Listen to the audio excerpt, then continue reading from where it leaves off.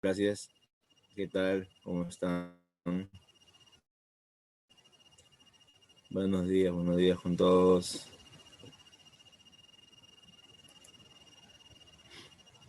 Ujú.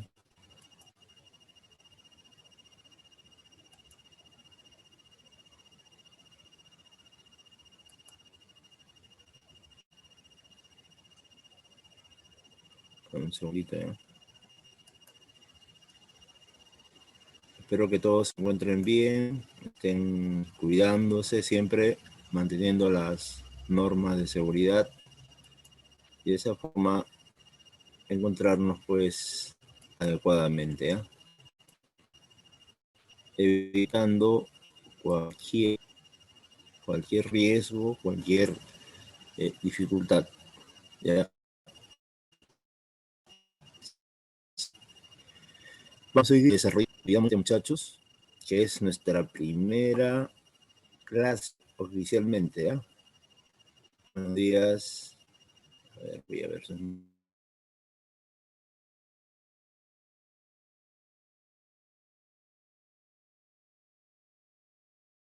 nombres acá. Carmen, si hay alguna duda, prendes tu micro, preguntas, ¿ya? Y por el chat, ya sabes, ¿no? Por el chat, ahí puedes escribir cualquier duda, cualquier dificultad que tengas, me la haces saber. ¿Listo? Ya, entonces voy a compartirles un material, miren. Ya, un segundo, voy a presentarles un texto que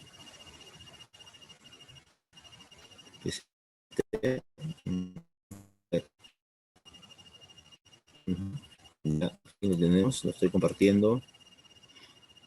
Sí, miren. Ahora sí se puede ver todo nuestros estudiantes, sí, aprendidas, ¿no? Por ejemplo, Quispe Saavedra, Amani Campos, Rocha Góngora, Cayupe Daisy, Leva Vargas, muy bien, Ñañez Quispe, Quispe Paucar, también estoy viendo a Ramírez Fecto, Aliaga Ramírez, Rivas, Huanca, Coronel Luzca, Paucar Fernández, Álvarez Ibiriche, Pando, Quispe, Caralientos, y ahí, ajá, Tello Condori, muy bien Tello, así es. Ya, y por acá Janjache, ¿no? Zambal también. Bien, oye, qué bien, ¿eh? Esta forma así de clase ya va mejorando ya, porque nos podemos visualizar, ¿no? Podemos tener un contacto visual, ¿no? Saber qué están haciendo, ¿no? Cómo están teniendo la clase, al costado quizás su cuaderno, ¿no? Para tomar nota de todo lo que se va a explicar, se va a comentar en este momento. Bien, entonces aquí está en pantalla la clase del día de hoy. Sí, hoy día vamos a compartir, sí, ajá, vamos a compartir, mire, información. Es el tema número 1 y ahí vamos a saber qué es la economía, cuáles son sus enfoques, su objeto de estudio, su método de estudio, sus características. Sí, ya lo envié, ya. Está en la plataforma. En la plataforma está las preguntas del día de hoy, está el resumen y está esta diapositivas. ¿Ya? Sí, es, revisar la plataforma, ¿no? Cuando ya se tenga la clase y ahí van a encontrar todo el material. Bien, sin más preámbulo, empezamos, ¿ah? Mira, observando, todos atentos, ¿ah? Todos atentos. Esta es nuestra clase de día. Vamos a hacer una explicación así amplia de lo que es la economía, para lo cual necesitamos pues que participes, ¿no? Que opines, que des tu punto de vista. De esa manera la clase se va haciendo más, se va haciendo interesante cuando ustedes participan, cuando ustedes opinan, cuando ustedes dan su punto de vista, ¿no? Porque a veces es aburrido cuando el profesor está, habla y habla y habla, ¿no? Toda la clase está hablando solito. En cambio, cuando escuchamos las voces de los compañeros, ¿no? Sí, de las compañeras, ¿no? Su punto de vista, su opinión, ¿no? O lo que ya conocen del tema, ahí la situación se hace favorable, ¿no? Se hace adecuada. ¿Listo? Muy bien. Entonces voy a cerrar nuevamente mi... A ver, voy a cerrar esta pantalla que están ahí todas las cámaras. Ya, ahora sí. Pero para empezar la clase tenemos que saber los objetivos, ¿no? ¿Qué es lo que buscamos en esta clase? ¿Hacia dónde nos dirigimos, ¿no? ¿Cuál es el objetivo? ¿Cuál es lo que se busca? ¿Qué nos mueve, ¿no? Para esta clase. El primero son 3 objetivos, ¿ya? El primer objetivo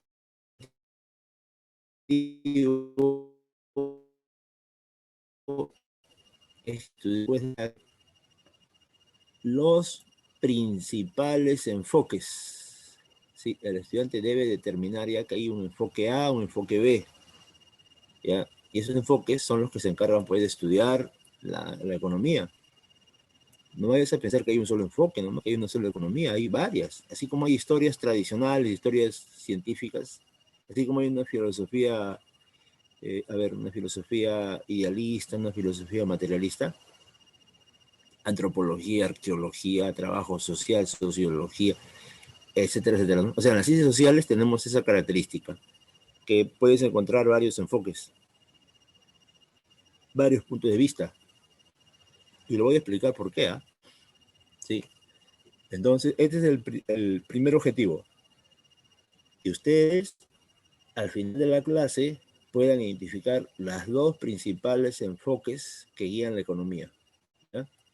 El segundo objetivo, muchachos, es comprender el carácter histórico de todas las cosas, ¿no? En este caso, de las actividades económicas. ¿Ya? El carácter histórico de las teorías, de las actividades económicas, de todo. Todo tiene un antecedente, ¿no? Nada aparece del aire, ¿no? O de algo misterioso, ¿no? Todo tiene un origen. Y eso se explica históricamente. Por eso el curso de historia es fundamental para el curso de economía. Bueno, para muchos cursos en realidad, ¿no? Para la vida misma. La historia nos ayuda a comprender por qué aparecieron las ideas X, Z, W. Por ejemplo, mira, ¿por qué aparecieron las ideas liberales en el mundo? ¿Por qué aparece ese enfoque? Entonces vamos a la historia y nos trasladamos a la revolución industrial en Inglaterra. Y ahí vemos cómo es que los empresarios que están sufriendo, pues, grandes transformaciones, ¿no? Están cambiando la sociedad. Y en ese cambiar la sociedad experimenta, pues, unas ganancias increíbles, ¿no? Y esas ganancias sirven para financiar universidades muy exclusivas como Cambridge, por ejemplo, Harvard, y ahí van a formar, pues, a sus teóricos que defiendan el sistema liberal. Y ahí va a aparecer un Adam Smith, un David Ricardo, va a aparecer por ejemplo, un Tomás Malthus, ¿ves? Entonces todo está relacionado, no aparece de la nada Adam Smith. Adam Smith es el resultado de un contexto histórico conocido como la primera revolución industrial y defenderá, por lo tanto, esos intereses de la burguesía industrial de aquella época, ¿ya? Sí. ¿Cuál? Carlos Marx, ¿no? Carlos Marx tampoco aparece de la nada, él también es el resultado de ese contexto histórico donde la revolución industrial ha generado una burguesía poderosa a nivel mundial, pero a su vez ha generado su antípoda, su, su oposición, ¿no? A ver, ¿cómo se llama la oposición de la burguesía industrial? A ver, un voluntario que me diga. A ver. Sí, ¿quién es ese voluntario? Vamos.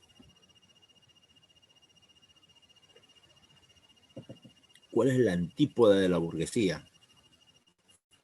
A ver, vamos participando, muchachos. ¿Quién me avisa? ¿Quién me apoya? Mientras van pensando, un segundito, por favor.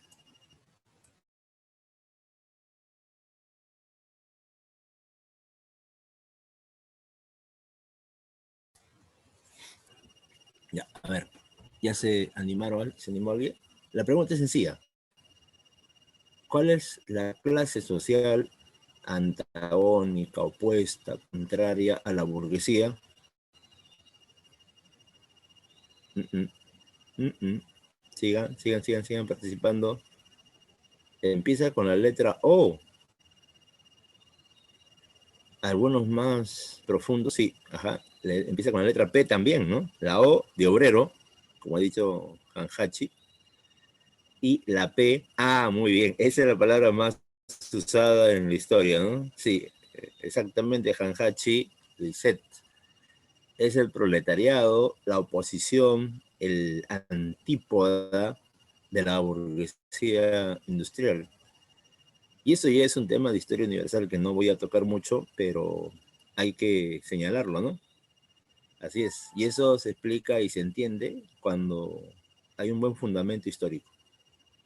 Si no hay el fundamento histórico, ahí sí tenemos problemas, ¿no? Pensamos que solamente hay una escuela nomás, ¿no? Una escuela económica. El tercer objetivo de nuestra clase hoy día es esto, chicos, miren. Entender, ¿no? Identificar lo que es la definición de la economía. El objeto de estudio, los métodos de estudio, mira. La finalidad de la ciencia económica, ¿para qué se ha desarrollado la ciencia económica? A ver, ¿cuál es el objetivo? ¿No? ¿Qué busca la ciencia económica? Pero, mira, según, acá está, según, siempre esa palabrita, ¿no? Los principales enfoques del análisis económico. Que ya sabes que son dos, ¿no? Ya todos ahorita podemos definir que son dos enfoques. Dos. ¿Ya? Uno, a ver, si pongo la N, ¿alguien me puede decir ya cómo se llama ese enfoque? Ya, están escribiendo por acá. Muy bien. Muy bien, ajá, muy bien, Leva. Muy bien. A ver, Hanhachi Ramírez, Zulcaray. Correcto. ¿Ves? Sí, ya se conoce ya muy bien. Y si pongo versus y pongo la S, a ver, ¿cuál será la otra escuela económica? Muy bien, Leva, correcto. Sigan escribiendo, por favor, todos participen. Miren, no importa que nos equivoquemos, ¿no? No importa eso. Eso no tomamos en cuenta mucho. Lo que tomamos en cuenta son tus aciertos, ¿no? Muy bien, Pando. Correcto, Pando. Rocha, Hanhachi. ¿Quién más? A ver, ¿quién más se anima? ¿Mm? Sí, ya lo dijeron nuestros compañeros. Muy bien, Rodrigo. A ver, otros más. ¿Quién más se anima a decir esa palabra? Sí, vamos a decirle la escuela socialista, el enfoque socialista. ¿Ya? También lo voy a llamar la escuela o la economía social, así lo voy a llamar, ¿ya? Sí, así también suelo llamarle, ¿ya? Porque tiene varios nombres, pues, ¿no?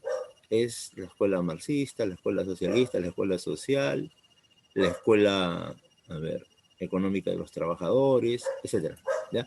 Entonces, sí, al final de la clase tienes que identificar esos enfoques y encima sus características.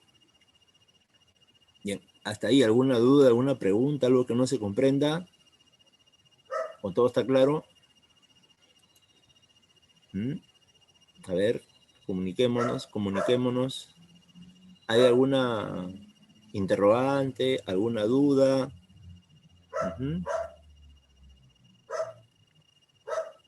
Bien, supongo entonces que todo está claro, ¿no? Gracias, Quispe Saavedra. Ya. Entonces, vamos a continuar, mira. Voy a continuar, ahora sí vamos a entrar ya al tema en sí, ¿no? Pero primero hay que responder esta pregunta. Porque en la economía hay varios puntos de vista, ¿no? O sea, no es como la física, que hay un solo punto de vista, ¿no? La química, solamente, ¿no? Cualquier problema químico se resuelve con un método, ¿no? Pero la solución es una sola. Matemáticas, ¿no? La biología. En cambio, entras a la historia, ya que hay dos enfoques de historia. Historia tradicional ¿no? Historia europea, ¿no? Y otra historia científica, una historia moderna, ¿no? Que habla acerca de las clases populares. Igual la filosofía, ¿no? Una filosofía idealista, ¿no? Basada en fantasías y otra filosofía basada en la realidad. Uh-huh. Sí, entonces acá hay un comentario, ¿no? A ver, ¿cuáles serían esos factores entonces? A ver, ¿quién me adelanta su idea? Porque aquí hay un comentario ya de una compañera. Sí, entonces ella me comenta, me dice que porque hay asuntos económicos, hay varios puntos de vista, porque hay varios factores que causan esto. Mira, así es. Sí, mira, aquí está, observa, porque la economía no es una ciencia neutral, como en la realidad hay esa lucha entre clases sociales, oposición entre ellas. Por ejemplo, mire, el empresariado peruano, a ver, ¿qué busca hacer con el salario de los trabajadores? ¿Subirlo o bajarlo? ¿Mm? Puedes poner tu micro también, ¿eh? Si deseas participar más rápido, siempre es bajarlo. Sí, mira, si tú haces una revisión en estos últimos 20, 30 años, el empresariado ha luchado, ha bregado, está muy interesado en que el salario se baje. A ver, señorita o joven, Cayupe. A ver, Cayupe, dime cuánto es el salario mínimo legal hasta este momento. 930 soles. Y esa es una cantidad pues para sobrevivir o para vivir dignamente. A ver, con este dinero, ¿qué hacemos?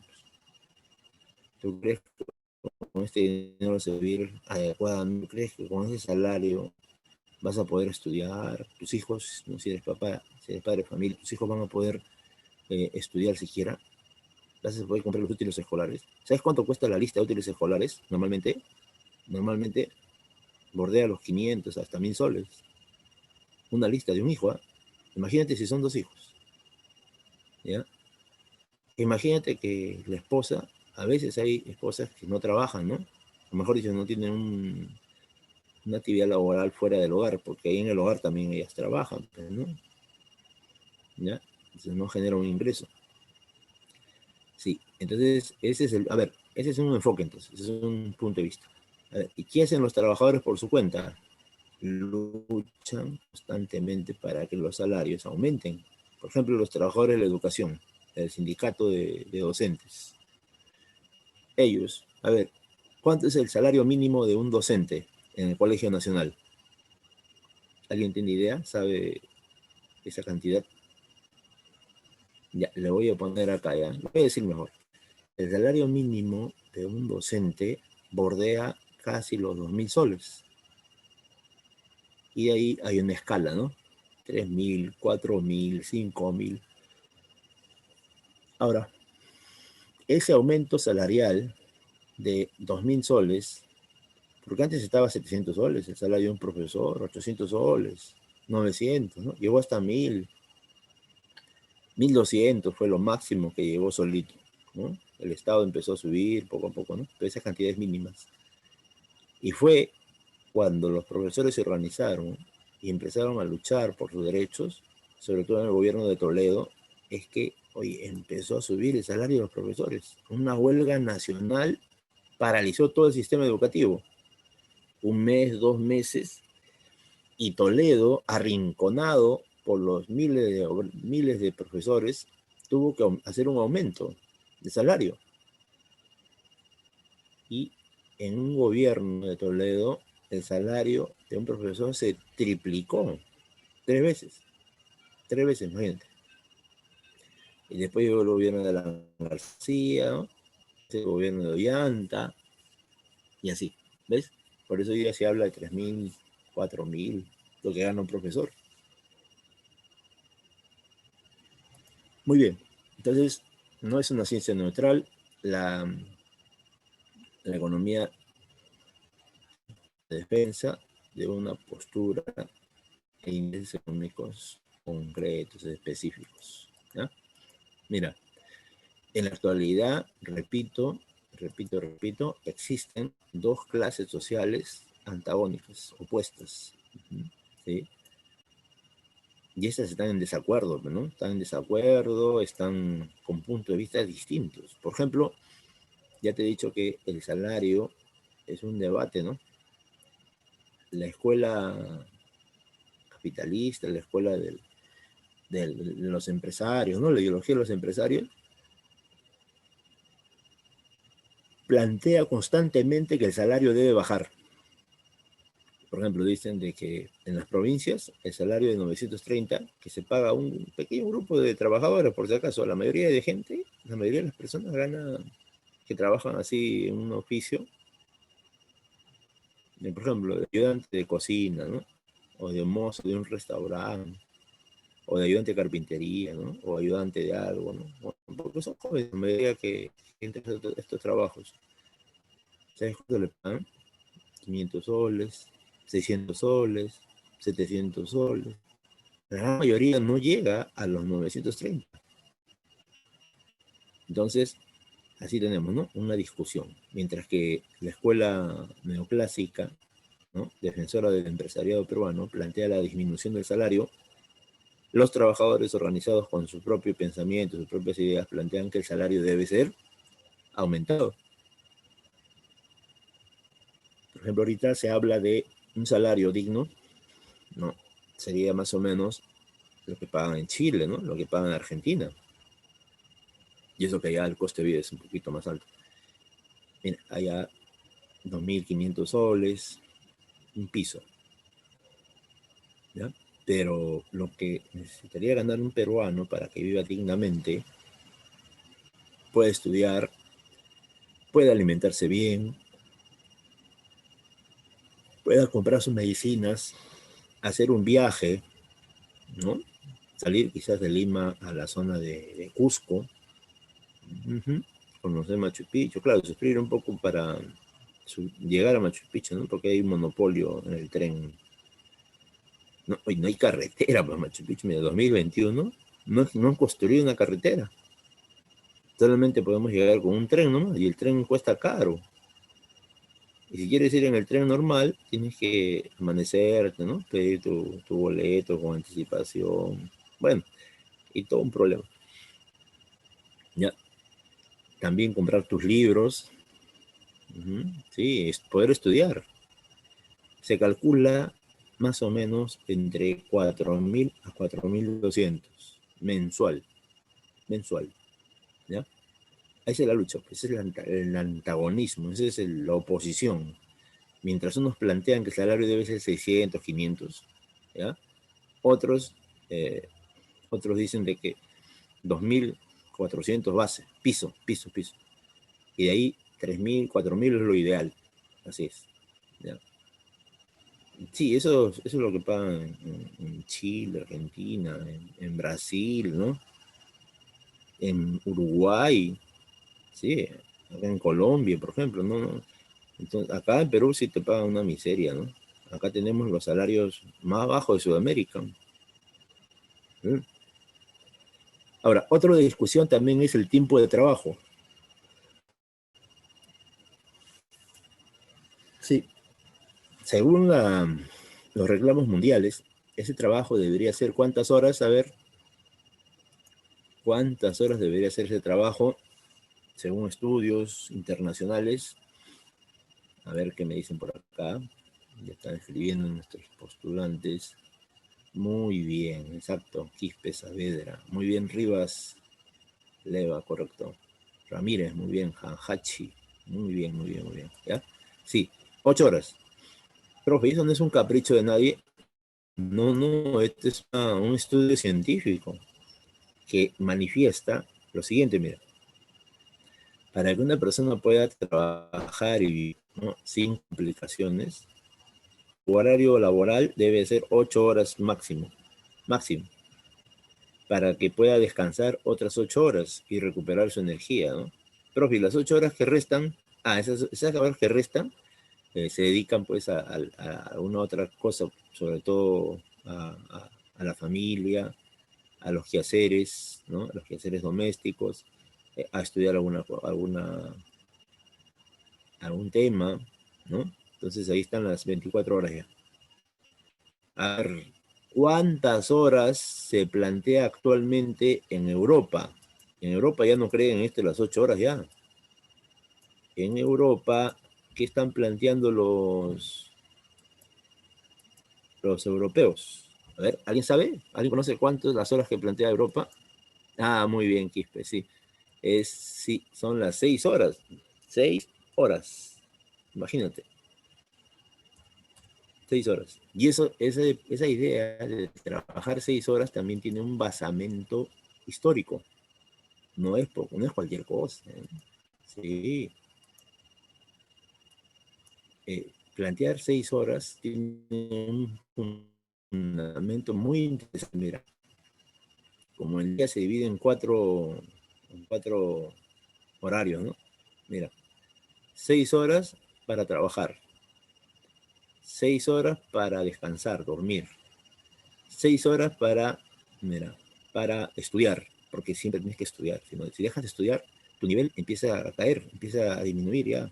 No domines el tema, ya. Tienes que estudiar, repasar, ¿no? Tienes que tener tu biblioteca. Estudies la carrera que estudies, tienes que contar con una biblioteca, con los libros fundamentales, ¿no? Cultura general, y con los libros de tu especialidad. Así es. Y las otras 6 horas, las últimas 6 horas serían para la recreación, para la distracción, ¿no? Para la unión familiar, ¿no? Por ejemplo, salir con papá, ¿no? Con mamá, salir con la familia, salir a la playa, por ejemplo, ¿ya? Recrear para que el sistema nervioso, el estado emocional se equilibre y podamos llegar al trabajo en condiciones favorables, pues, ¿no? Porque si uno está solo, no hace nada, puede ser, puede ser víctima de ideas irracionales, ¿no? No, que no valgo, que soy menos que los demás, ¿no? Nadie me quiere, nadie me visita, nadie me habla. Uy, sí, la soledad en algunos casos trae algunas cosas negativas, ¿no? En algunos casos, ¿no? Porque otros sí la aprovechan muy bien. Su soledad lo están aprovechando trabajando, ¿no? Escribiendo. Están felices con su soledad. En la gran mayoría, como estamos acostumbrados a hacer una vida social, una vida así en grupo, ¿no? En familia, afecta pues estar solos, ¿no? Estar encerrados en la casa, ¿no? No es algo normal, ¿ya? Entonces, lo ideal es estar en familia, ¿no? Compartir, conversar, bailar con la familia, jugar con la familia, o con los amigos también, ¿no? O con la promoción, con el vecino, salir a jugar vóley, fulbito, ¿no? Sí, es necesario eso. ¿Cuál es el objetivo, profesor, de la distracción, la recreación? El objetivo principal es mantener un equilibrio emocional. Y cuando vayas al trabajo, vayas pues en las mejores condiciones, en las condiciones favorables, ¿no? De buen estado de ánimo, contento, vayas feliz, ¿no? Imagínate recibir a un obrero que llega pues feliz, ¿no? A su trabajo, va a producir más. A ver, un obrero que está triste, está desconsolado, está preocupado, ¿no? Estresado está. A ver, que llega a la fábrica, ¿cómo trabajará? A ver, se estará pensando en el otro, se equivocará en la producción, pedirá permiso, ¿ves? Está en otro asunto él, porque sus problemas son graves. En cambio, al otro que recibe un salario adecuado, tiene sus tiempos para hacer sus cosas, ¿no? Y ahí está la diferencia. Por esa razón es que la lucha es fuerte con respecto a la jornada laboral. Y parece que la han ganado un poco los empresarios a partir de Fujimori, porque a partir de ahí se legisla, se dan leyes que flexibilizan las 8 horas. Por eso hoy día muchos trabajadores están 12, ¿no? Están 10, 12, 14 horas en el trabajo. Y los hijos no ven a sus padres. Entonces, y cuando uno llega a la casa, después de trabajar todo el día, ¿no? Sale a las 6 de la mañana, llega a las 10 de la noche, el hijo está durmiendo, porque ahora los niños van a dormir pues a las 9 de la noche, ¿no? Para su, ya el lunes empiezan las clases a nivel nacional del colegio público, ¿no? Entonces los niños van a acostarse a las 9 de la noche. Entonces los padres, normalmente, antes de pandemia estoy hablando, ¿no? Llegaban a las 10 de la noche, 11 de la noche, ¿no? El hijo ya ni lo conocía a papá, ¿no? El domingo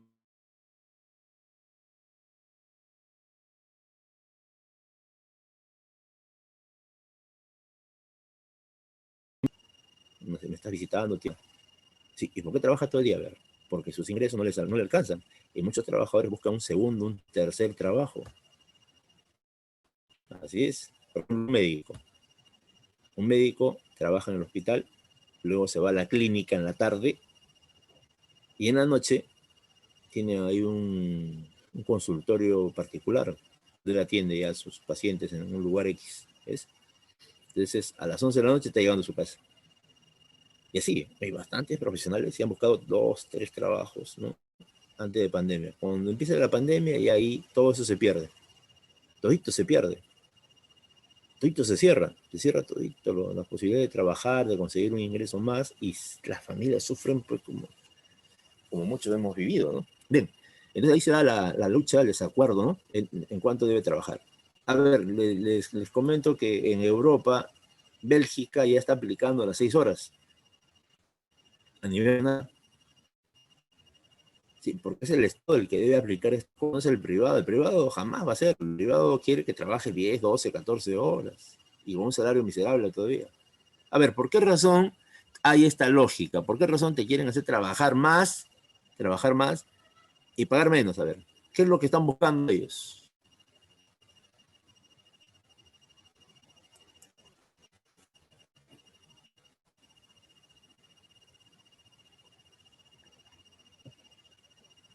A ver, voy a chequear mi cámara. Si están atentos, pero ¿por qué no participan? No entiendo.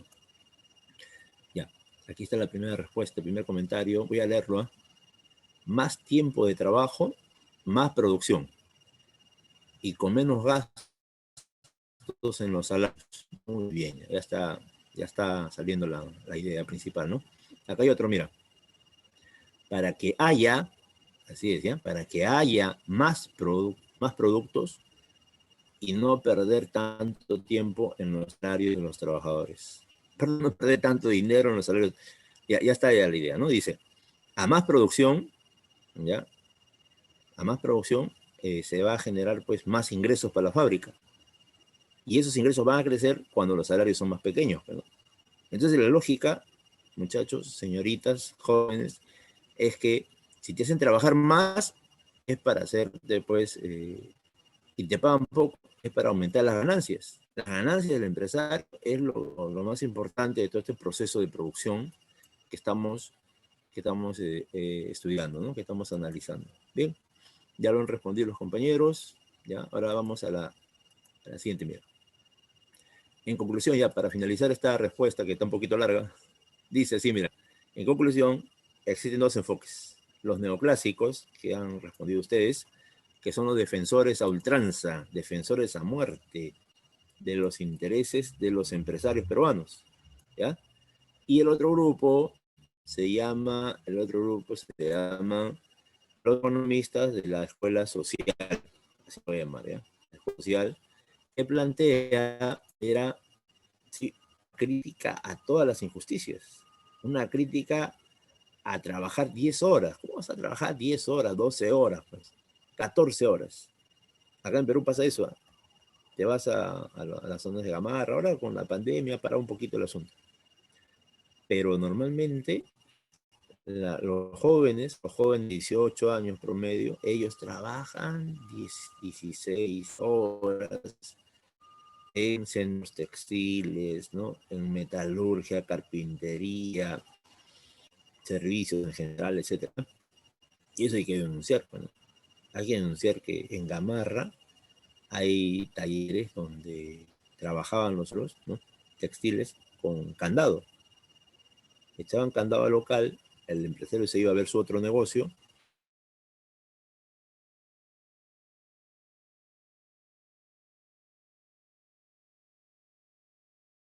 8 de la noche.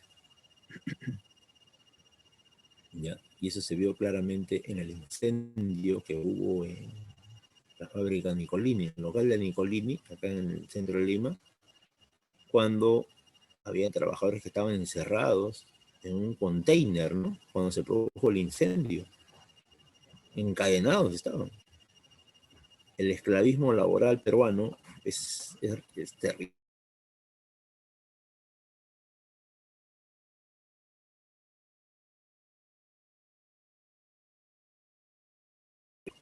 Ya, es el enfoque social, ya, el enfoque que apunta a ver cuáles son las causas pues, de la pobreza, ¿no?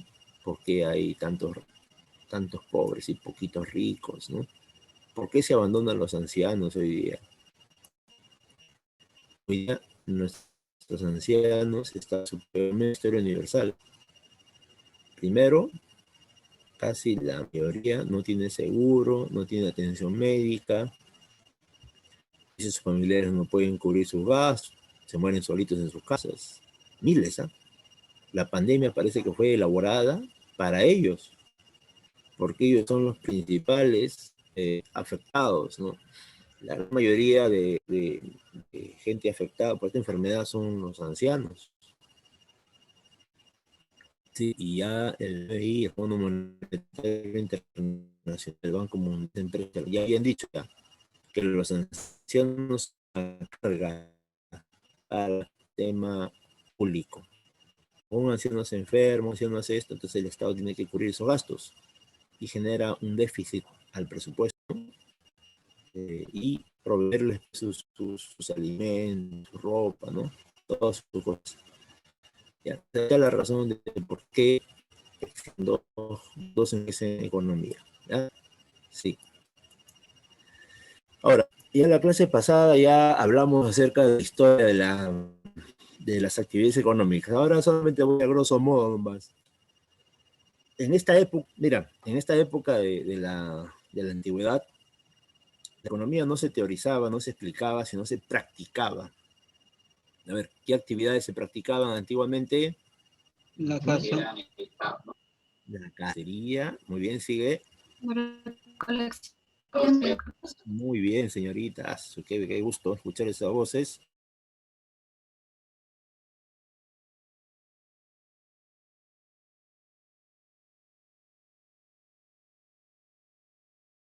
Todo el panorama. Sí, sí, se vuelve una casa, la recolección y eso que practicamos en el mar, ¿sí? Pesca. Muy bien. La pesca, muy bien, así es. La pesca. Uh-huh. O sea que en esta época no estamos teorizando, ¿no? ¿Qué es la economía? El enfoque, porque todavía no hay los problemas que hoy día afrontamos, ¿no? La propiedad privada, el excedente económico, los ricos y los pobres, el Estado que sirve a los ricos, la religión también. O sea, esas cosas no estamos analizando en la época primitiva. Estamos viendo la sobrevivencia. Y esa sobrevivencia está relacionada al trabajo directo, que es lo que se observa en pantalla. ¿Ya? Sí. ¿Sabes cuándo aparecen todos esos conceptos? Cuando entramos al esclavismo, ¿ya? Sí, cuando entramos a esta etapa, ahí aparecen ya, por ejemplo, ahí aparece la etimología. Y ahí aparece la palabra. Ojo, no solamente en Grecia, aparece en Mesopotamia, aparece en Fenicia, en Egipto, etc. Pero el problema de ellos es que sus actividades económicas y el desarrollo de estas es relacionada a la religión. Por ejemplo, mira, en Egipto, en Mesopotamia, cuando la chacra, que estaba ya sembradita, ¿no? Las plantas estaban creciendo, y al día siguiente vas a ver la chacra, oye, todas las plantas están muertas, están caídas las plantas. A ver, ¿qué decían los egipcios y los mesopotamios al respecto? ¿Alguien sabe algo de eso? Por ejemplo, en Mesopotamia, ¿qué idea se ¿Los dioses lo lanzaba? han castigado? Exactamente, muy bien, sí. Un castigo divino, que del cielo, ¿no? Han mandado un castigo para que las plantas se mueran. Puede ser Marduk, el dios, ¿no? Que está castigando a los agricultores. O en Egipto puede ser Ra, Amón, ¿no? Puede ser Horus, Osiris, ¿no? Que han castigado a los egipcios, ¿no? Le han mandado una sequía, le ha mandado una inundación, ¿no? O una granizada. Bueno, así. Por esa razón la economía no se distingue muy bien en estos pueblos y no se puede hablar exactamente de economía. ¿Sabes quién hicieron la diferenciación? Fueron los griegos. Estos griegos son recontra astutos. ¿Sabes lo que hicieron? Separaron. Dijeron ya, nuestros dioses ahí están Zeus, ¿no? Atenea, está Afrodita, Poseidón, etcétera, etcétera, ¿no? Pero esas creencias en esos dioses no vamos a relacionarlos con la economía. Por ejemplo, si tenemos una agricultura, una chacra, y esta chacra las plantas han muerto, los griegos no relacionaban pues a un castigo divino. Los griegos empezaban a investigar a ver qué ha pasado. Le ha caído la helada, no las has protegido, no hemos previsto ese problema, ¿no? ¿Y por qué la sequía, en otro caso, no? Es que no hemos construido el canal para traer el agua, pero el agua está allá lejos, tenemos que traer un canal. Entonces analizaban de manera más racional el tema económico. En cambio los otros le echaban la culpa a los dioses, ¿no? Y eso dificultaba el análisis económico. Los griegos no. Pero, por ejemplo, Jenofonte, este famoso filósofo, economista, historiador, militar, él es el que acuña pues, las dos voces, ¿no? Él es el que va a plantear que existen dos palabras que conforman una sola, ¿no? Que es oikos, que significa casa, hogar, ¿no? Y la otra palabra significa nomos, que se refiere a la administración de la casa. ¿Ya? Entonces, Jenofonte hace una especificación, dice, la economía se trata de administrar adecuadamente los recursos en un hogar, en una casa, como los alimentos, la ropa, las medicinas, ¿no? Los utensilios, todo eso debe ser comprado adecuadamente, con criterio. No debe gastarse por gastar. Así plantea Jenofonte, ¿eh? Pero ese enfoque económico no es suficiente para los griegos. Los griegos tienen que avanzar. Y aparece otro filósofo todavía más preparado que Jenofonte, alumno de Platón, el más destacado de los alumnos de Platón. A ver, ¿cómo se llama ese famoso filósofo? Estoy leyendo el chat. Prende tu micro. Es el más destacado filósofo de filósofos idealistas. Nadie, qué raro. Porque esa es una de las fijas del examen, ¿ah? Aristóteles. Claro, muy bien, aliado. Correcto. Aristóteles, muy bien, muy bien, muy bien. A ver, este es el personaje. Profesor, ponme en pantalla, profe, quiero verlo. Ahí está, mira. Ahí está Aristóteles. Claro. ¿Y alguien sabe cuáles son los nombres que les han colocado a Aristóteles por sus virtudes académicas, ¿no? Por sus virtudes en conocimientos? Él tiene varios nombres ya. A ver, uno de ellos que me digan por acá, por el micro.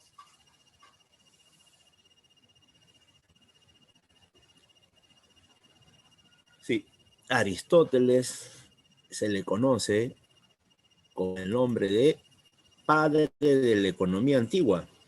Apunta, apunta. Padre de la economía antigua. 2. Se le conoce como, mira, se le conoce como padre de la biología, padre de la psicología, ¿viste? Padre de todo, ¿no? Sí. Padre de la lógica, ¿ves? O sea, estamos frente a un individuo muy preparado, una persona muy sabia en muchas cosas. Ese es Aristóteles, acá está. Y Aristóteles, con esta sabiduría, plantea la idea de que no solamente debe ser el hogar bien administrado, sino la sociedad. Por eso plantea esta palabra, mira, ahí está, economía política. Así lo plantea de frente, en la cual señala de que sería la administración de la sociedad por parte del Estado. Pero nosotros ya sabemos, que a nosotros no nos van a engañar, que el Estado, un Estado, es un Estado de qué tipo? Sí, es un Estado esclavista, donde los que dominan el Estado pues son los hacendados, ¿no? Los grandes comerciantes de Atenas, de Esparta, ¿no? O sea, de toda la sociedad, un 10% domina el Estado. Y ese 10% es el que va a administrar en beneficio suyo la sociedad, ¿no? El Estado va a estar al servicio de este grupo de esclavistas tan poderosos y que uno de sus miembros era Aristóteles. Xenofonte no es un campesino, ¿no? Xenofonte no es un Platón, ¿acaso es un hombre humilde?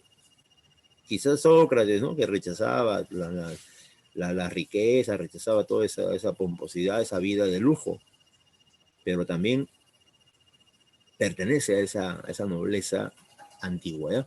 Entonces ahí están los dos nombres, ¿eh? A tomar nota de lo más importante, porque la memoria es traicionera, la memoria nos falla en unos casos, pero por eso tenemos nuestros apuntes. Me envían su foto, la fotito de los apuntes me envían para poder ponerle su notita especial a los que toman nota. Entonces, para responder, ¿no? ¿Qué es la economía? Existen dos enfoques, profesor. Eso ya me está quedando claro, profe. Dos enfoques. A ver, ¿cuál es el primero entonces? A ver, dime, ¿el primero cuál es? El enfoque que defiende los intereses de los grupos económicos más poderosos del Perú y del mundo, ¿no? Y ese enfoque se llama, profesor, la escuela neoclásica, la escuela neoliberal, ¿ya? Y el otro enfoque, ¿cuál sería? Ah, este sería pues el que defiende a los desposeídos, a la gente humilde, a la gente pobre, obreros, campesinos, desempleados, informales, etcétera, ¿no? ¿Y cómo se llama ese enfoque? Sí, como el enfoque social o también el socialista. Ahí están los dos. Por si acaso, San Marcos ha preguntado, así diferenciando enfoques. Hay preguntas de San Marcos donde dices, ¿qué entiende la escuela socialista por salario? Y luego le preguntan, ¿no? En otro examen dice, y según los neoclásicos, ¿a qué se llama salario? ¿No? Trabajo, según la escuela social, según Carlos Marx. ¿Ya? El trabajo según Alfred Marshall, ¿ve? Que son los máximos representantes de estas escuelas. Entonces no es algo antojadizo de mi parte enseñarles a ustedes las dos escuelas, sino que así demanda los exámenes de admisión, UNI, San Marcos, Callao. Si uno revisa las preguntas, han venido de esta manera. Entonces un postulante, en el caso suyo, debe conocer esta situación, estos enfoques, ¿ya?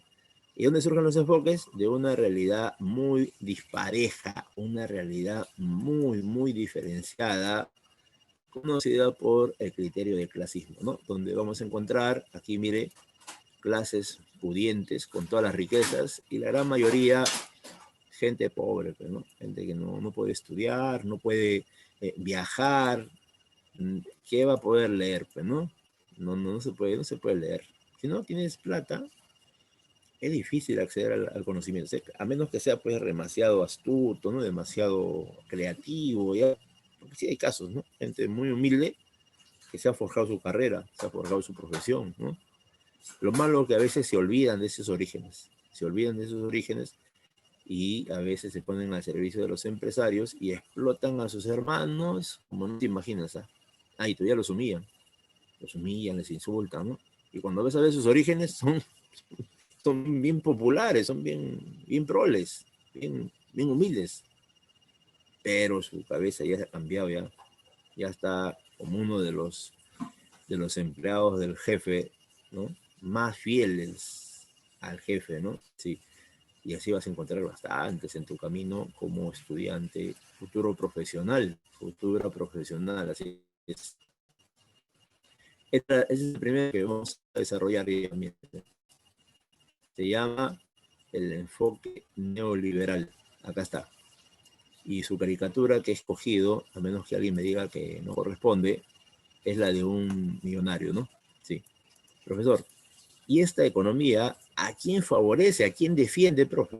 Ahí está, pues miren, a las grandes empresas, a las grandes industrias, los grandes hacendados, ahí está, los banqueros, financistas, los grandes comerciantes, esos comerciantes que compran de China unos 20, 30 containers, ¿no? Traen al Perú y abastecen a las compañías a los supermercados, por ejemplo, ¿no? ¿Sí? O empresarios en general. Ya, listo.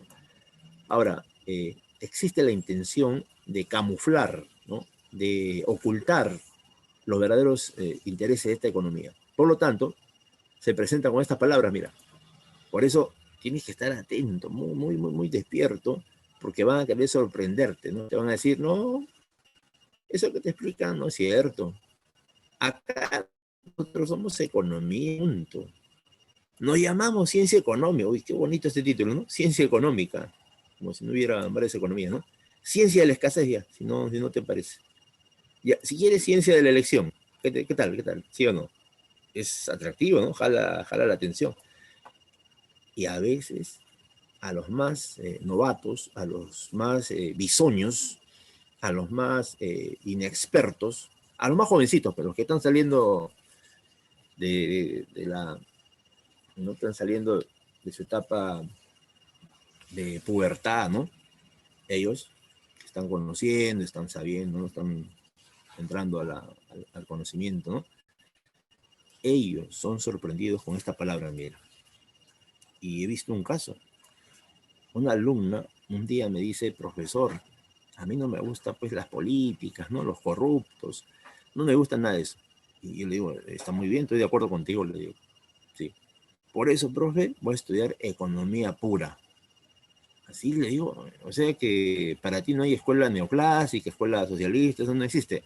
No, profe, economía pura, esa economía que no se mete en política, que no habla pues de temas así de desigualdades, ¿no? Solamente se dedica a la economía, nada más. Yo le digo, ¿y eso dónde enseñan? Ah? ¿En qué lugar enseñan todo eso? Y averigüé, profesor. Es la Universidad del Pacífico.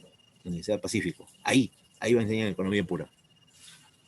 A ver, nosotros que ya tenemos cierta experiencia, ¿no?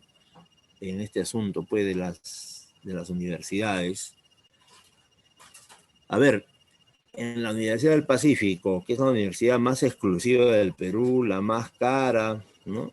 La que tiene como filtro para que no ingreses, o para que ingreses la plata, ¿no? El dinero. Una matrícula está a 3.000, 4.000 soles, la mensualidad también en esa cantidad. Ahora, si vas a la carrera más solicitada, sube, ¿no? 5.000 la mensualidad. A ver, en la Universidad del Pacífico, ¿enseñan una economía pura, una economía neoclásica o una economía socialista? A ver, ¿quién me dice la respuesta por el chat? A ver, vamos.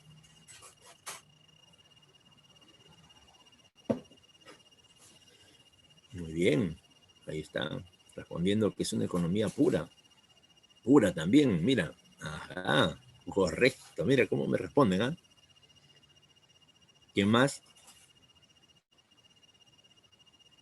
Sigan respondiendo, jóvenes. Otro, economía pura. Sigan. Otro, muy bien, economía pura. Wow, Aliaga. Ya. Bien, ahí nomás, ¿ya? Atentos a lo que voy a explicar. Hay otra respuesta por acá. Muy bien, ¿ya? Sí, a ver cómo están. ¿Están atentos a la clase? Muy bien, todos están mirando. Uy, correcto. Ya, mira. Empiezo, ¿ah? Empiezo. Te estaba explicando de que la escuela neoliberal está al servicio, pues, de grandes empresarios, como he puesto acá arriba, ¿no? Grandes empresarios, grandes terratenientes, grandes financistas, banqueros o grandes comerciantes, ¿no? Eso habíamos dicho. Los cuales tratan, pues, de sorprenderte, ¿no? Tratan de decirte que hay una economía que son simplemente teoría económica, ciencia de la escasez, ciencia de la elección, ¿no? Y también utilizan el término de economía pura. Y estábamos comentando que una alumnita me había dicho, esa es una experiencia que tengo en el colegio, me había dicho, profe, que hay una economía pura, y esa economía pura se enseña en la Pacífico. Pero todos sabemos que en la Universidad del Pacífico, ¿sí? La universidad donde están generalmente los hijos de los millonarios, ahí, profesor, enseñan esto, mira, atento, ¿eh? Enseñan. Pero astutamente, y para los que no son de economía, sobre todo para ellos, quieren hacer ver de que es una economía pura. Pero la economía pura no existe, muchachos. Ya hemos explicado de que solamente existen dos posturas, ¿no? La postura neoliberal, neoclásica, y la postura social o socialista, ¿no? Esas dos posturas. Entonces, hablar de economía pura es crear un tercer punto de vista, ¿no? Un tercer enfoque. Pero si nosotros estudiamos la realidad, ¿no? Y empezamos a conocerla como es realmente, vamos a ver de que son los liberales los que están presentando como economía pura para los más jóvenes, para jóvenes que todavía no conocen, no saben esto, caigan en el cuento, ¿no? Porque la Universidad del Pacífico es el centro neoliberal más importante de nuestra patria, nuestro país. ¿Sí? Ahí todos son neoliberales, hasta los profesores de otros cursos, profesor de historia, profesor de matemáticas, todos son neoliberales, toditos, hasta el guachimán. Ahí, es que hay un filtro muy importante para ellos, ¿no? Ellos no permiten el ingreso de otros profesores de otras escuelas. En cambio, la católica, ahí puedes encontrar pues, variadito, ¿no? En la universidad, en San Marcos es más variado. En la uni también la presencia mayoritaria de esta escuela. Te voy informando, en la uni ha tomado fuerte presencia la economía neoliberal. A ver, te voy a poner un ejemplo, ¿ya? Un ejemplo. Muchos políticos peruanos hacían sus clases y discursos hablando de ser miembros de la economía pura. Ellos utilizan otra palabra también, ¿ya? La otra palabra para distraer la atención, ¿no? O confundirte o hacerte creer de que ellos son diferentes, es esto, mira. Técnico. Hablan de esto. O sea, la palabra técnico se desliga de la política, ¿no? Se desliga de todo eso y habla de una persona que se especializa en un área, ¿no? Por ejemplo, en electricidad, matemática, electrónica, computación, etc. Ya, voy a ir a los ejemplos ya para cerrar la idea, ¿no? Los más... Sí, dime. Tengo una pregunta. La economía neoliberal es como que más teórica, o sea, como que te engañan de lo que te dan una fachada, y el socialismo es como un poco más real, se podría decir. El socialismo también tiene como un punto de quiebre, o Ya. sea, ¿cómo explicar? O sea, no te explica, o sea, como que te dice una parte real y una parte mentira, o realmente la economía socialista es mejor que la neoliberal. Ya miren, muchachos, la conclusión debe ser sacada por cada uno de nosotros. El profesor solamente, su función en la clase es explicar, ¿ya? Cómo son estos enfoques. Al final, cada uno decide, ¿no? Si la escuela A, la escuela B, ¿no? Al final todos vamos a tomar posición, sí. Quien haga solamente la función de describir cómo es la escuela neoliberal en este punto de la clase, donde estamos comentando de que los liberales, hoy día llamados neoliberales, se esfuerzan mucho en presentarse, pues, no como defensores de los más ricos, sino como defensores de una economía de todos. Por eso dice economía pura, que no se parcializa, ¿no? Un técnico que no tiene partido, ¿no? Él solamente se basa en la ciencia nomás. Esa figura, esa apariencia es la que quieren transmitir a todos nosotros.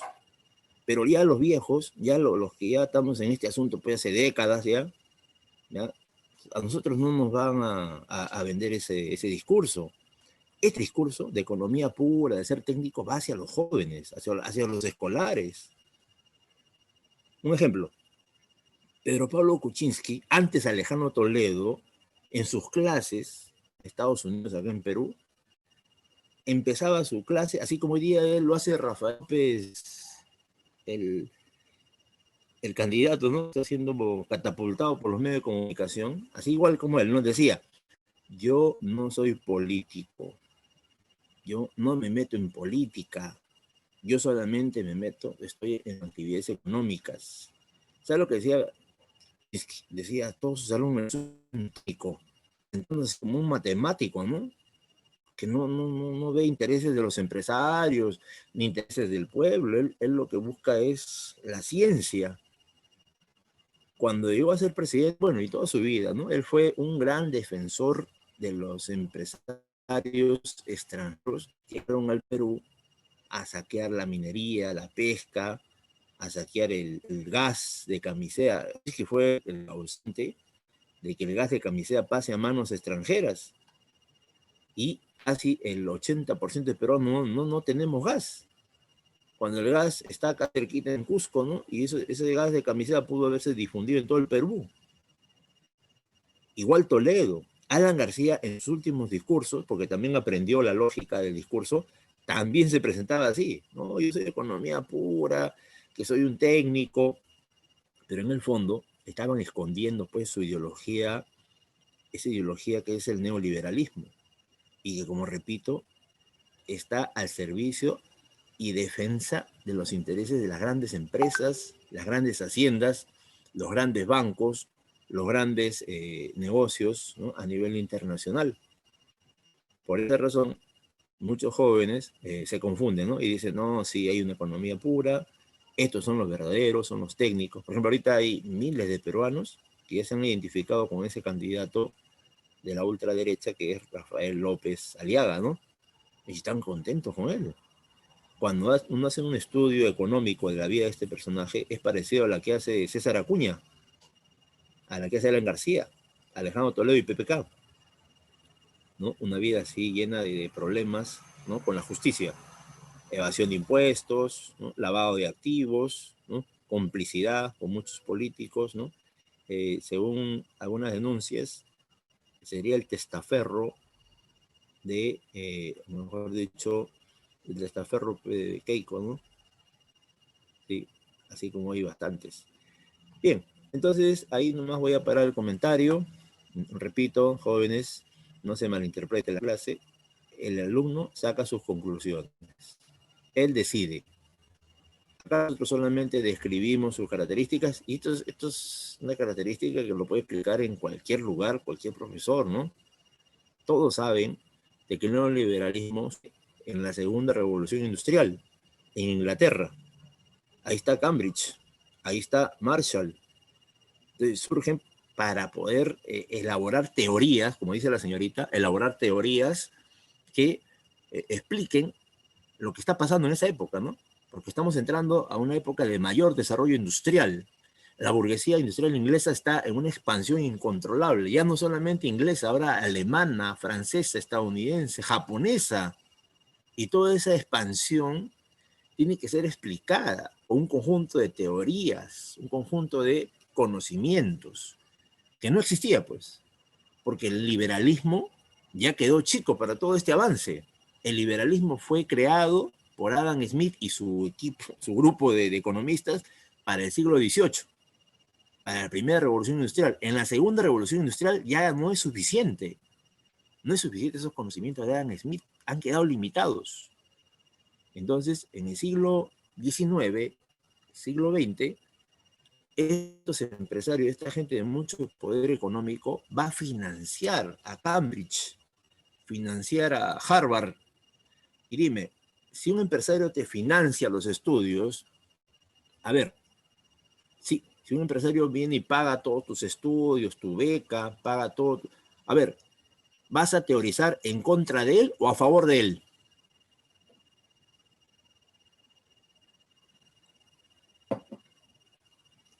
Prenda su micro, haga un comentario, por favor.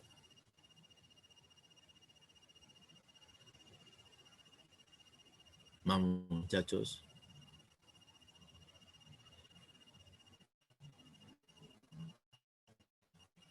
Aló. Hola.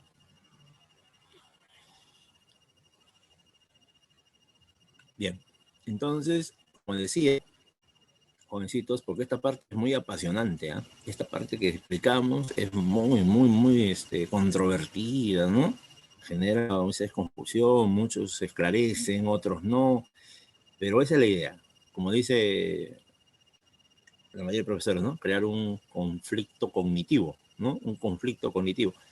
Es decir, que haya una contradicción en nuestras ideas para que salga a la luz, bueno, uno mismo se aclare, uno mismo se tiene que aclarar. Aquí no hay mesías, no hay esclarecidos, ¿no? No hay luminarias. Aquí los profesores no somos luminarias, ni somos... Aquí el alumno saca sus propias conclusiones. Él solamente, él escuchando, leyendo y sobre todo viendo en la realidad, va a decir pues de que esto existe, esto no existe, ¿no? Esto es correcto, esto es incorrecto. Claro. Mire, yo pienso que desde primero de secundaria, ¿sí? Desde esos pequeños, ya tienen la capacidad de darse cuenta de las cosas ya. Imagínate segundo, tercero, cuarto, quinto ya. Entonces, no es cierto, no es cierto. Yo estoy en desacuerdo de que se diga pues que los alumnos son influenciados por un profesor, que el profesor hace esto y lo otro. Eso me parece que es mentira, porque lo considera al alumno como si fuera pues una persona sin criterio. Y no es así, así no es. El alumno tiene su punto de vista que va a defender, que va... Ahora, con todos los profesores, la familia, los amigos y intercambio de ideas, el alumno va a sacar su punto de vista, va a sacar sus conclusiones, ¿ya? Bien, sí, nos hemos expandido un poco en este tema, porque sí es un tema muy polémico esto de la economía neoliberal. Y ahora vamos a ver su definición, mira. Aquí está el economista que va a desarrollar esto, que es Alfred Marshall. Antes Adam Smith lo había hecho ya, y va a señalar que es una ciencia social. ¿Por qué, profesor, es una ciencia social? Porque estudia al ser humano en sus actividades económicas, sí. Y va a plantear esta idea central, mira, uso alternativo de los recursos que son escasos para satisfacer necesidades ilimitadas. A ver, de esta frase, ¿qué palabra debo subrayar? Debo enmarcar. A ver, ¿quién me ayuda? ¿Cómo se llama la palabra más importante de la frase? La escasez. Y el otro problema es las necesidades ilimitadas. Estos son los dos problemas. Escasez de recursos y personas que necesitan muchas cosas para satisfacerlas, sus necesidades. ¿Ya? Es así que se plantea ese problema principal dentro de la escuela neoliberal. ¿Ves? Es interesante lo que dicen ellos, mira. Acá está, ese es su concepto fundamental. ¿Ya? Y luego, mira, entonces el objeto de estudio de ellos son las relaciones técnicas de producción. Profe, ¿por qué estás enmarcando técnicas? Porque ellos son los que van a explicarte de que las personas deben especializarse, deben ser muy capaces en lo que hacen. Claro, también van a decir que no es necesario tener una ideología, ¿no? Tener una interpretación de la realidad opuesta, ¿no? Si vas a ser un especialista en una empresa, tienes que pensar como la empresa. Porque si piensas distinto a la empresa, te van a sacar de la empresa, te van a votar. Si reclamas por salario, si reclamas por un trato digno, si reclamas por un medio ambiente sano, si reclamas por vacaciones, capacitación, aguinaldos, te votan. Pero sí, exigen que seas muy especializado, un capazote, así como dice la gente, ¿no? Un hombre muy dedicado. Mira, acá están los, por ejemplo, que sepas hacer bastantes cosas, pero de manera muy dedicada, ¿no? 1, 2, 3, 5, 6, 7, 8, hasta si así cae un poquito, ¿no? 9. Entonces, eso se trata de generar un trabajador muy especializado, muy dedicado a sus actividades, ¿ya? Entonces, a ver, voy a poner un ejemplo más claro ya. Acá está, mira. A ver, un voluntario que quiera leer, o voluntaria que prenda su micro para leer este parrafito. A ver, ¿quién me ayuda? Profesor. Ya, Dice, sí, le escuchamos. el estudio de la Fuerte. economía recae sobre las actividades que realizan los hombres en sociedad para luchar contra la escasez, para calmar sus necesidades. Listo, gracias, señorita. ¿Ya? Ahí está clarísimo el concepto. ¿Eh? Acá está. El objeto de estudio de la economía recae sobre las actividades humanas. Obviamente que son económicas, pero ¿no? Actividades humanas, por ejemplo, la agricultura, la ganadería, ¿no? para luchar contra la escasez. Este es el problema de fondo para la economía neoliberal. Cuando tú le preguntas a un neoliberal, le dices, profesor o economista, le dices, ¿por qué hay pobreza? ¿Qué te responden ellos? La escasez, hijo. Otra pregunta, ¿por qué hay desempleo? Escasez de trabajo. ¿Por qué hay esto? Escasez. Hoy todo es escasez para ellos. Son dos palabras que utilizan mucho, la escasez y la libertad. ¿Ya? Y luego lo justifican diciendo pues que las necesidades son ilimitadas, por eso no alcanza las cosas. A ver, ¿será cierto que en la economía nacional e internacional hay escasez, hay falta de recursos? ¿O es que están guardados esos recursos para venderlos? ¿Mm? Por ejemplo, mira, Totus, el caso de Ripley, el caso de Gamarra, todas estas empresas que ya tú conoces son grandes centros de distribución. Ellos, ellos distribuyen poquitas mercancías, ¿no? Lo que el mercado necesita, o tienen sus establecimientos estoqueados, llenos de mercancías. Cuando uno va a Totus se encuentra todo lleno, ¿no? Y si compra algo, te dicen, ya, mañana regresa para llevarte tu refrigeradora.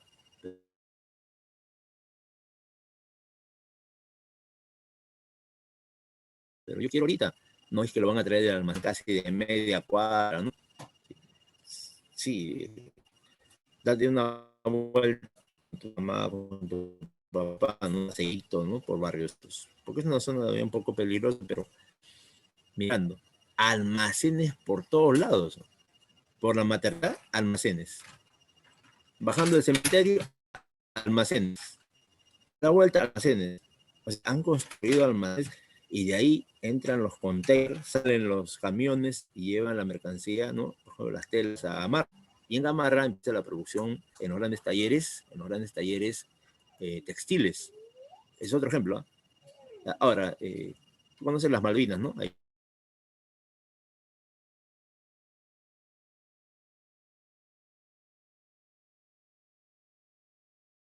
en la zona de la avenida Argentina.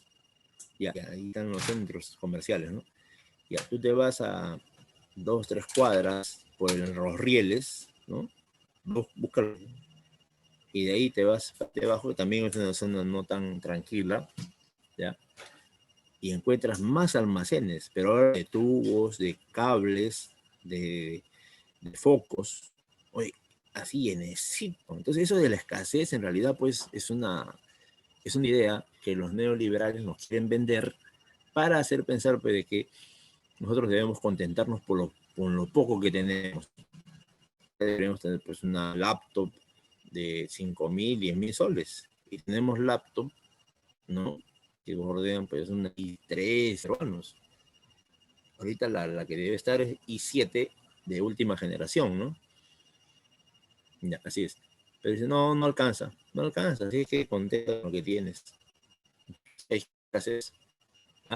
Entonces, pero eso sí, exigen una especialización. No puedes entrar a la fábrica, ¿no? Al taller, si es que no te has capacitado, no te has... Y eso lo estudia muy bien el taylorismo.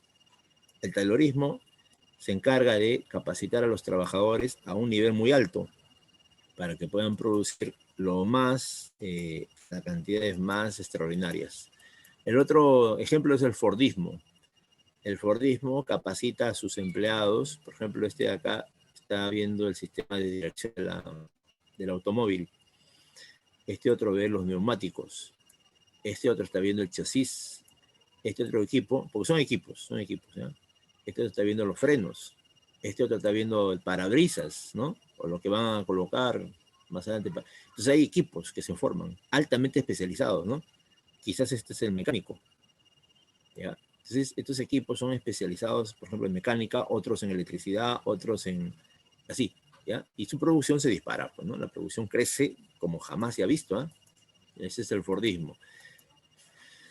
En la Unión Soviética, donde había tomado el control la clase obrera y los campesinos habían tomado el Estado, ahí nace el estajanovismo. ¿Sí? Es el famoso ingeniero Stajanov. Te invito a que investigue su biografía, Stajanov. ¿Ya? Este también es un especialista este llega a la minera más grande de la Unión Soviética, donde hay carbón, mira, y el carbón se saca en estas cantidades, 10 toneladas por día. Sí. Llega el ingeniero a la mina de carbón, oye, y empieza a ordenar todo de nuevo. Empieza a capacitar, motivar a la gente y especializarlos, ¿no? Una vez que los especializa, mira el resultado. Mira el resultado, ¿ah? Mira, mira, mira. Ahí está. ¿Qué tal? ¿Ah? Es extraordinario, ¿sí o no? Producir 10 toneladas por día con, imagínate, 100 obreros, y ahora con los mismos 100 obreros vas a producir 100 toneladas de carbón por día. Oiga, esto no es un milagro, esto es preparación, es sabiduría, es motivación, ¿ya? Es no derrochar las cosas, no desperdiciarlas, ¿no? Trabajar con eficiencia, con horarios, con todo eso. Entonces se combina y a todo eso, hoy día la palabra más adecuada es esta, mira. Esta va a ser pregunta de misión, ¿ah? Así, así se llama. Productividad. Esa es la palabra que hoy día se usa para estos temas que estamos explicando en este momento, ¿ya? Y sí, pues lo hizo en la Unión Soviética el famoso Stakhanov, héroe nacional de la Unión Soviética cuando gobernaba Joseph Stalin, fue condecorado a nivel nacional, puesto que la Unión Soviética, en su afán de crecer, ¿no? De desarrollarse, oiga, consiguió el combustible necesario, el carbón. El carbón es petróleo sólido y eso se procesa y tenemos combustible pues para hacer de la Unión Soviética una superpotencia mundial que rivalizará con Estados Unidos en la famosa Guerra Fría. Y ese Stakhanov y su equipo, obviamente el solito no hace todo, su equipo de especialistas que logra esa hazaña. Y esto sí, en beneficio del país. Ya no en beneficio de Ford, en beneficio de Taylor, en beneficio de un empresario, sino en beneficio de la nación rusa, de la nación soviética, aquellas épocas de la década del 40, década del 50. Ahora, los fines que tiene esta economía neoliberal son los siguientes. Acá mira, uno es el fin teórico. Y el fin teórico se refiere, profesor, ¿a qué? El fin teórico es elaborar conocimiento. Por ejemplo, elaborar las teorías, las categorías, las leyes, ¿no? Los modelos económicos, de todo un conjunto de... que vamos a ver en la clase, ¿no? En las clases posteriores vamos a ver todo esto. Y luego es el fin práctico. ¿A qué se refiere, profe? Es la realidad, pues, ¿no? ¿Qué es lo que buscan ellos? Y es algo interesante, ¿no? Pretenden lograr el bienestar de todos. El problema es que hasta ahora no vemos ese bienestar. Mira, ya han pasado cuántas décadas ya. Quien habla ha sido testigo de 4 décadas de gobierno de neoliberales y hasta ahora no veo ningún beneficio, ¿no? La gente sigue en la pobreza, endeudado hasta el cuello, ¿sí? Muchos niños están desnutridos. Ayer estuve por una zona del Cono Norte conversando con una madre de familia, muy humilde, ¿no? Y salió su hijita, una niña sale y me quedo sorprendido porque era así, hueso y pellejo. Y para la señora, la niña estaba normal, pero a simple vista, los ojos, el cuerpo, ¿no? Están desnutridos y posiblemente, y es más seguro, ¿no? Es anemia. Oiga, si antes de la pandemia se hablaba de que el 50% de peruanos está con anemia, no puede atender una clase, se duerme en la clase. Sí, se aburre, bosteza, porque no tiene la energía para poder, mire, estar atentos a la explicación. Sí, se cansa rapidito. Por eso, ese es el detalle también que se sufre en la actualidad, ¿no? Entonces, ese es el problema, ¿no? La pregunta es bienestar general, pero ¿para quiénes, no? ¿Dónde está ese bienestar? Que sería, pues, trabajo para todos, ¿no? Buenos salarios, casas adecuadas, ¿no?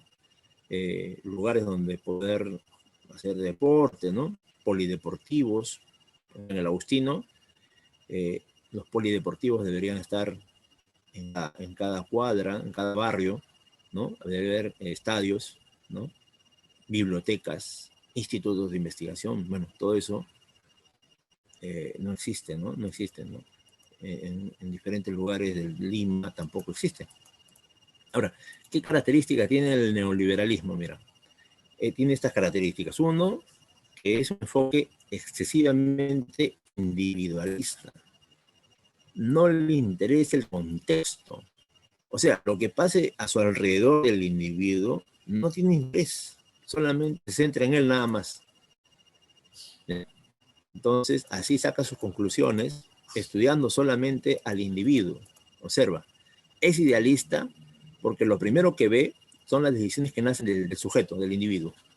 No ve el contexto, ¿no? Por ejemplo, ahorita nosotros podemos imaginarnos una laptop de $10,000 o $5,000.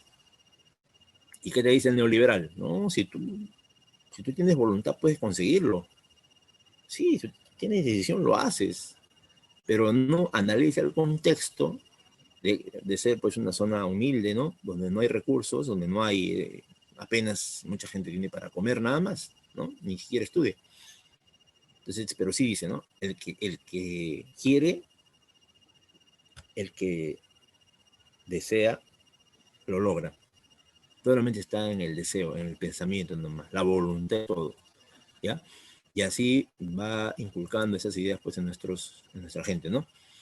Pero no analiza pues, las condiciones materiales, ¿no? Si papá tiene trabajo, si hay ingresos, no hay ingresos, ¿no? Si el chico o la chica está anémica o está desnutrida, ¿no? Eso no interesa, pero sí, la voluntad, la idea sí, la idea manda. Otro punto de vista es que rechaza la historia. El neoliberal repudia, rechaza, odia, ¿no? Y desprecia que la gente pueda interpretar los fenómenos económicos históricamente. Por ejemplo, esta caricatura. ¿Tú crees que esto siempre ha sido así? ¿Siempre un individuo ha tenido todas las riquezas y la gran mayoría estaba en la pobreza? No. Y la historia nos ayuda. Con la revolución neolítica aparece la propiedad privada, el excedente económico, las clases sociales, bueno, y todas las desigualdades, ¿no? Por eso la historia es fundamental, ¿sí? Estos neoliberales niegan que exista una sociedad que está en cambio, que está en transformación. Ellos dicen que la sociedad es una sola y esa no cambia. Más bien hay que resignarnos a nuestra condición de pobreza. Que la sociedad es eterna, justa y permeable. Es la sociedad actual, ¿no? También dice que es subjetivo porque no considera la realidad en la que vivimos. Dice que todo depende de la voluntad del hombre. No podemos ser un Atlas. Si alguien se decide acá en el aula hacer un Bill Gates, vamos a esperar un tiempito y nace un Bill Gates peruano. Así, así, a ese nivel se llega. Ya hacen libros como Padre Pobre, ¿no? Padre rico, Hijo Rico, algo así, ¿no? Sí, hay una literatura que ha aumentado en estos años, ¿eh? Ahí en la academia, en la APU, en la academia APU, venían los jóvenes al curso de economía, venían, profe, yo tengo estos libros, quiero ser millonario. Muy bien, te decía, te deseo éxitos. Pero estadísticamente hablando, de 1 millón de peruanos que desean ser millonarios, solamente uno lo logra. ¿Cómo lo logran? ¿No? Que lo logran metiéndose en cosas indebidas como lavado de activos, enriquecimiento ilícito, o sea, entrar al gobierno municipal, al gobierno central para hacerse millonarios con el Estado peruano, ya sabes cómo, ¿no? Ahí está Ollantumala, que es un millonario hoy día, Alejandro Toledo, PPK, Alberto Fujimori, Keiko, por ejemplo, mira, Keiko nunca ha trabajado, pero mira, ahora tiene cantidad de empresas. Y el día de ayer el ministro público le ha planteado sentencia 30 años por enriquecimiento ilícito, lavado de activos,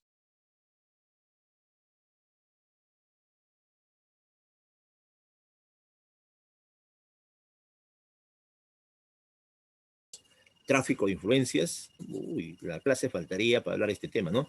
Pero todo lo achacan a una cuestión de, sí, de voluntad del individuo. El individuo está, sí, está en la voluntad de él, ¿ya? Esa es la idea central.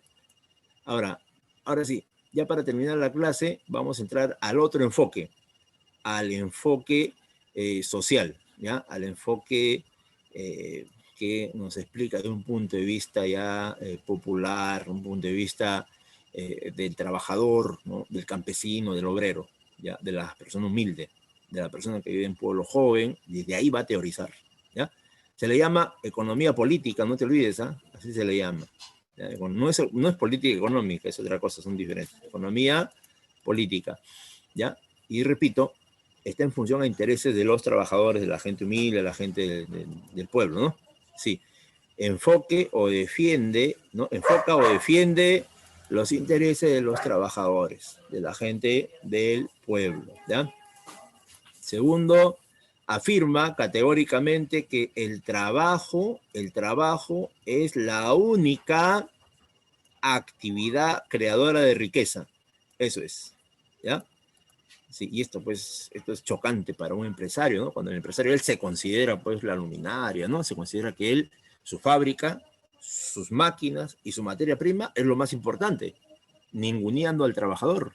Por eso, cuando lo ningunea, cuando lo invisibiliza, cuando le quita importancia, ahí le pagan mis. Pero este enfoque lo enfrenta al empresario, dice, no, usted está equivocado. Su herramienta, su máquina, su materia prima y su local no sirve de nada si no hay un trabajador. Cuando llega el trabajador, ahí recién empieza a tener importancia todo eso. Y el trabajador es el que va a utilizar esa herramienta, esa materia prima y utilizar su local para transformar la materia prima y obtener el producto final. Mire cómo es el entendimiento de otra forma ya, distinta. Ahora lo que se está defendiendo no es empresario, ni es al banquero, ni es al gran comerciante. Ahora se defiende en este enfoque al trabajador y su actividad productiva, mira. Ahora, también hace la pregunta, ¿no? Entonces, si el trabajador es el que genera la riqueza, ¿por qué razón se empobrece? ¿Por qué razón no se hace rico si él es el que genera la riqueza? Y ahí se responde, porque en nuestro país y en el mundo hay un problema llamado explotación. O sea, trabaja 10 horas al día, ¿ya? Un ejemplo chiquito nomás. 4 horas de trabajo es lo que va a significar tu salario al mes, ¿ya? O sea, ahí está tu salario, 930 soles. 4 horas. Profe, y las 6 horas que estoy trabajando, esas 6 horas y toda la riqueza que ha generado, esas se van al empresario. Ya, en la teoría social se le llama plusvalía. En la teoría neoliberal se le llama ganancia. Pero ambos conceptos están explicando un fenómeno económico, que es la riqueza que genera el obrero, ¿no? Esa riqueza, ¿a dónde se va? ¿Mm? Se va a un solo lugar, se va al bolsillo del empresario. Pero el empresario no le llama explotación, no le llama plusvalía, sino le llama ganancia, ¿no? Mientras que no, la escuela social, esta escuela que estamos entrando a estudiar, sí le llama así abiertamente explotación, abuso, injusticia, y en términos económicos se le llama plusvalía. ¿Y qué es la plusvalía? La plusvalía es el tiempo de trabajo no remunerado y que se apropia el empresario llamándole ganancia, ¿ya? Esa es pregunta UNI, pregunta San Marcos en diferentes universidades. A ver, ¿quién me dice los fundadores de la escuela social? ¿Cómo se llaman los que están en pantalla? Muy bien, Carlos Marx y Federico Engels. Sí, Federico Engels. Estos son los fundadores del socialismo a nivel mundial. Y la economía, pues, la economía política lo que busca es descubrir las leyes.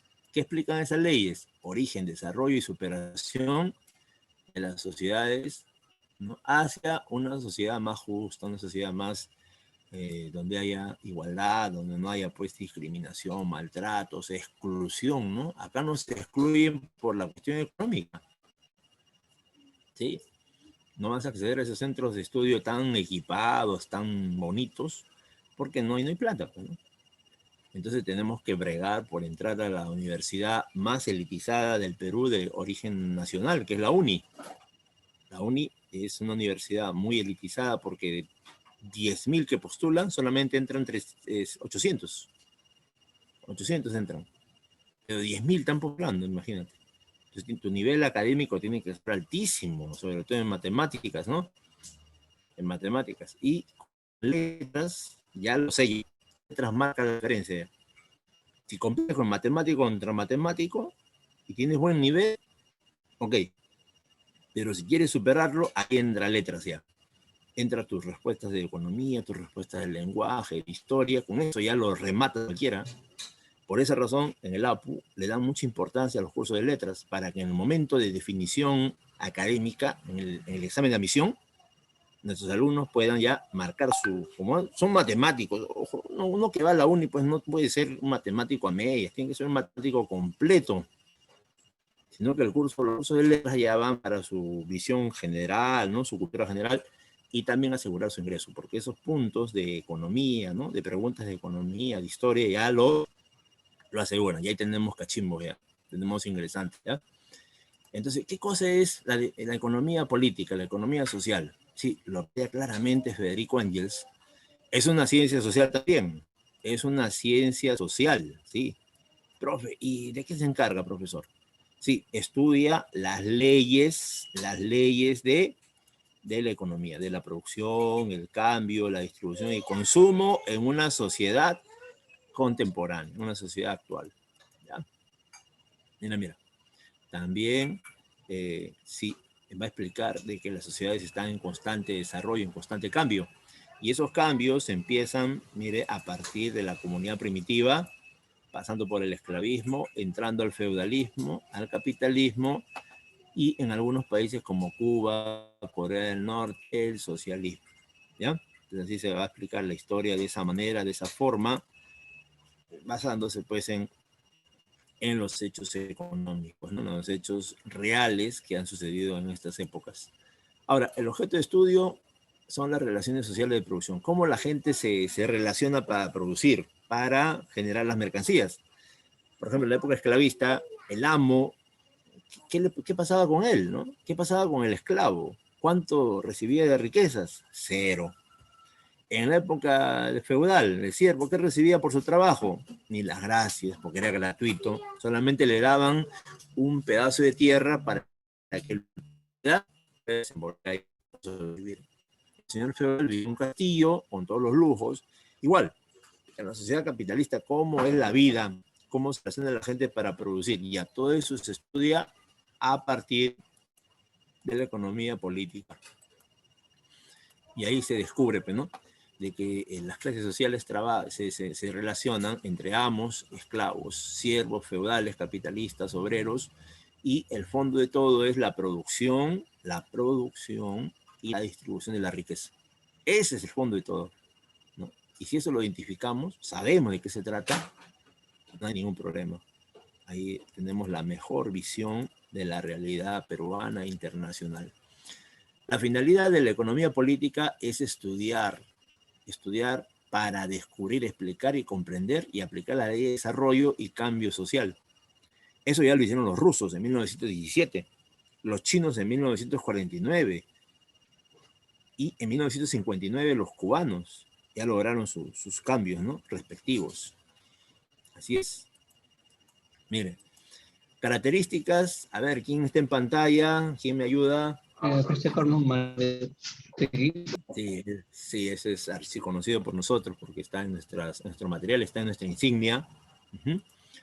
Y Mariátegui y Karl Marx y otros más plantean de que la economía tiene que ser clasista, es decir, tiene que identificar las clases sociales, ¿no? Quiénes tienen, quiénes no tienen, por qué pasa eso, ¿no? Por esa razón es social, porque estudia al conjunto de las clases sociales, ¿no?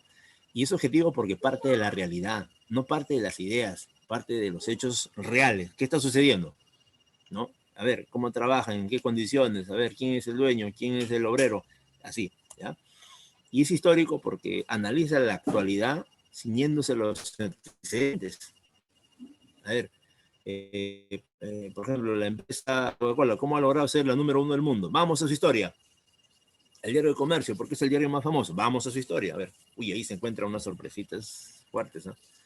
Colectivista, porque analiza el fenómeno económico de manera así total, ¿no? Colectiva.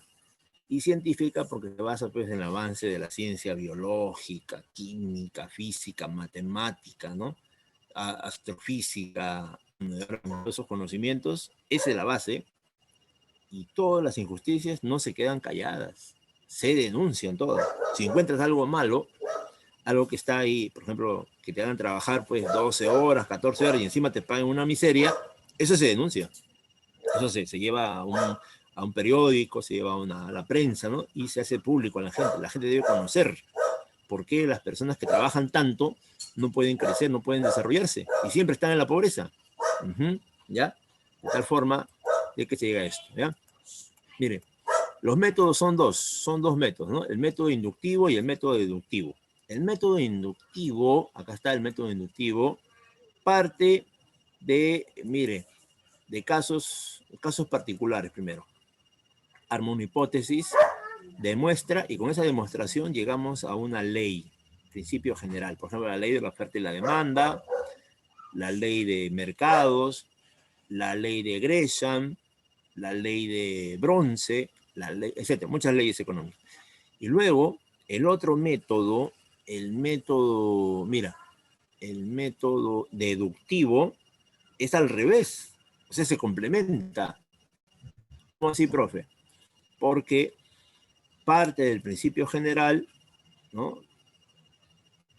Se demuestra su vigencia, ¿no? Del principio general, y luego esto se aplica a un caso particular, ¿no? Por ejemplo, la ley de la oferta y la demanda, lo podemos llevar pues a un caso en un mercado, en el mercado, ahí podemos evaluar si esa ley de oferta y demanda funciona, viendo el caso de una tienda y sus clientes.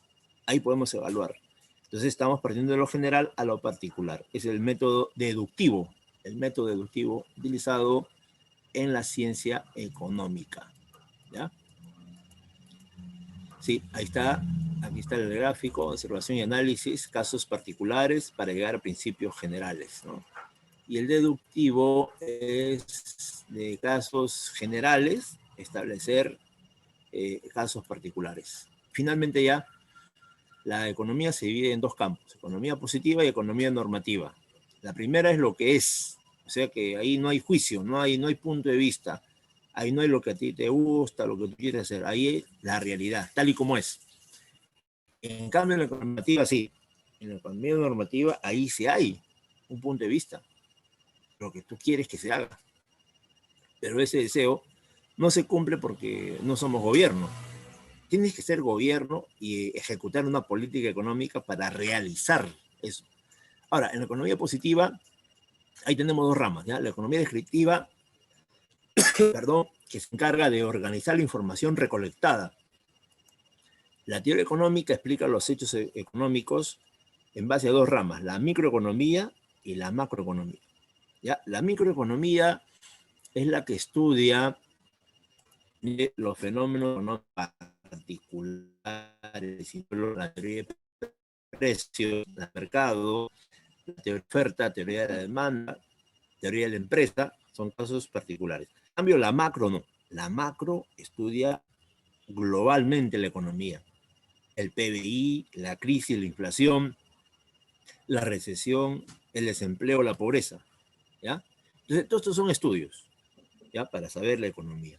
Una vez que sabemos la economía y si tenemos la oportunidad de llegar al poder, llegar al gobierno, ahora son las elecciones, ¿no? En un mes aproximadamente, ¿ya? Ahí, en política económica,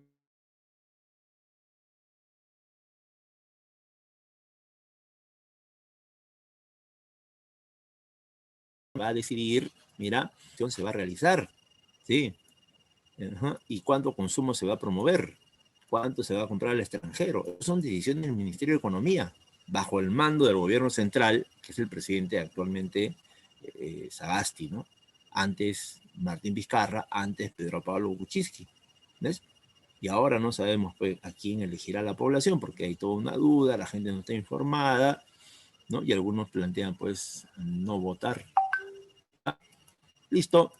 Y así finalizamos ya con la política económica. ¿De qué se trata, profesor? La ejecución de medidas económicas ¿para qué?